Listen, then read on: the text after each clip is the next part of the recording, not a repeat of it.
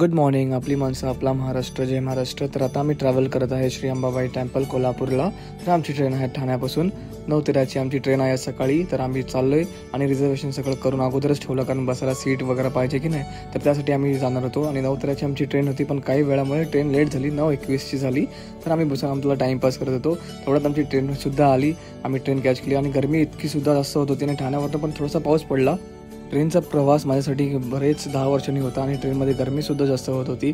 तर मी तेच प्रार्थना करत होतो की मध्ये पाऊस पडला तर थंडगार आणि वातावरण क्लायमेट चेंज होईल. तर मी 2 तास झोपून घेतल्यानंतर बघतो तर क्लायमेट इतका सुंदर झाला आणि ऑलमोस्ट आम्ही सातारा क्रॉस केला होता. आणि लाईफमध्ये जेवढं होईल तेवढं ट्रॅव्हल करत जा, कारण तुम्हाला एक्सपिरियन्स होईल. मग ऑलमोस्ट आम्ही पोहोचलो सो फार सो गुड कोल्हापूरला.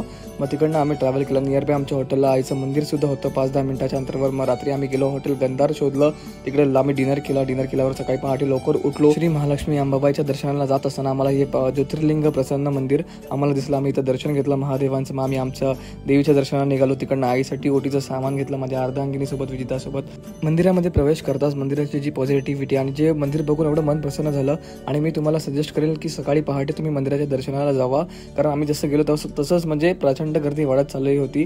आणि मंदिरामध्ये बघण्यासारखं भरपूर काय आहे आणि एक जे आर्किटेक्चर आहे, जे एक मूर्त्या जुन्या काळातल्या, ते तुम्हाला बघायला भेटेल. सो फार सो गुड. आमचं दर्शन खूप सुंदर झालं आईच्या मंदिरात जाऊन.